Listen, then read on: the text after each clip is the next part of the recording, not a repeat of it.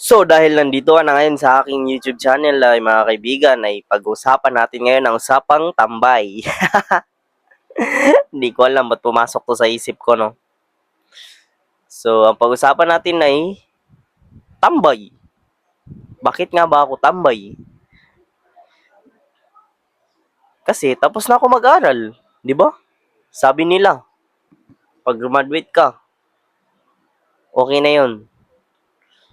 Hindi, pangarap kong graduate, hindi, nakagraduate na ako.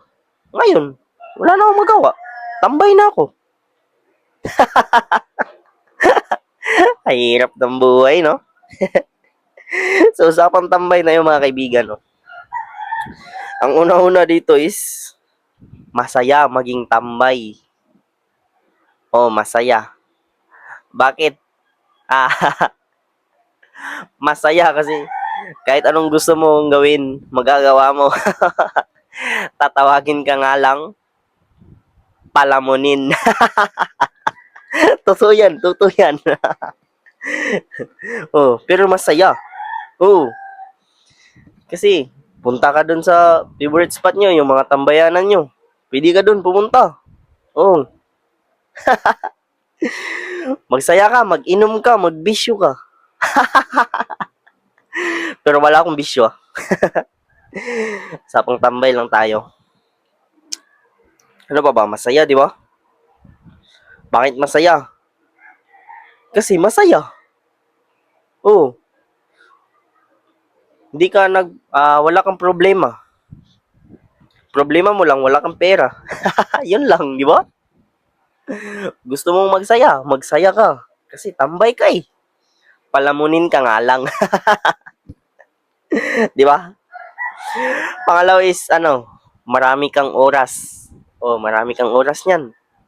Kahit gumising ka ng, alas 10 or alas 11 ng yung tanghali na. Oh, magagawa mo yan kasi wala kang trabaho. Hindi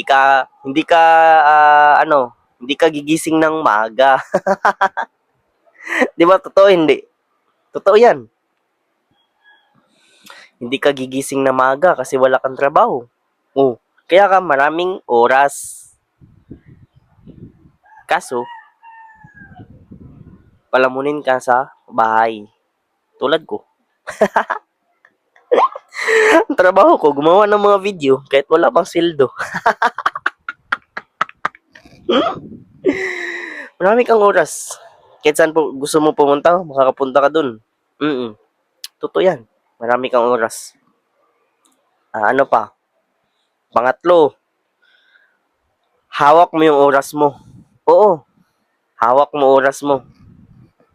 Tulad ng sinabi ko kanina, kung gusto mong gumising ng alas 10 or alas 11 ng tanghali, alas 12, pwede. Kasi ikaw ang may hawak ang oras mo. Di ba? Gusto mo tumambay, tambay ka dun. Gusto mong kumain, kumain ka dun. Oo, kasi hawak mo oras mo. Parang ikaw yung yung amo. O, ikaw yung boss.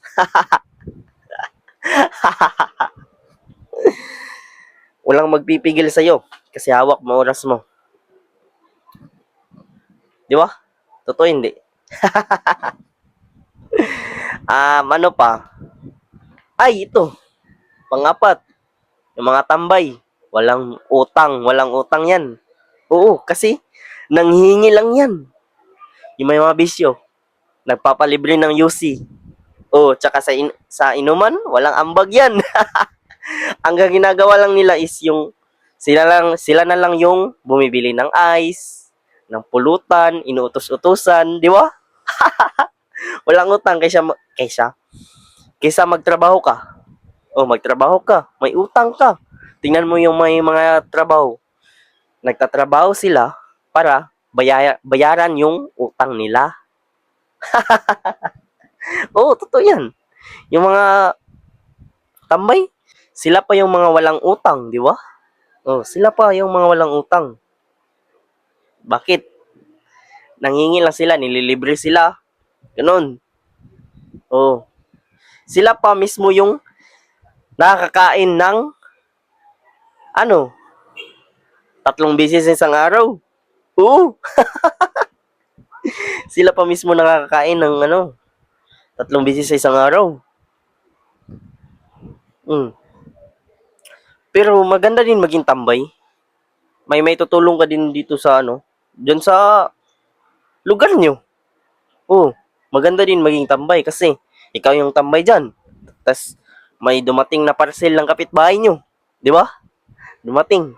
Pagdating ng parcel, di nila alam kung sino yun. O, ikaw, kilala mo yung tao na yun. Hindi, ituro mo kung saan ang bahay nila.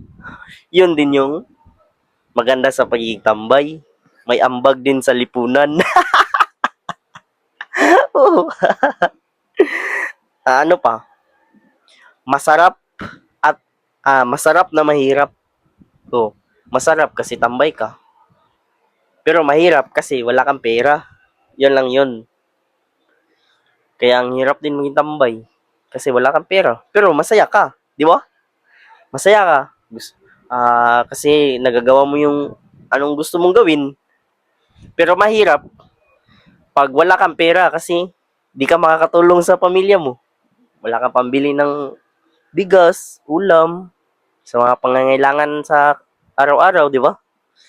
Pero, masaya maging tambay. Palamunin nga lang. Wala, pumasok lang to sa isip ko eh. Hirap gumawa ng content, no? Hi! Basta yun na yung magiging tambay. No? Ganda maging tambay. Kaya wag na kayo pumasok. Magtambay na lang tayong lahat.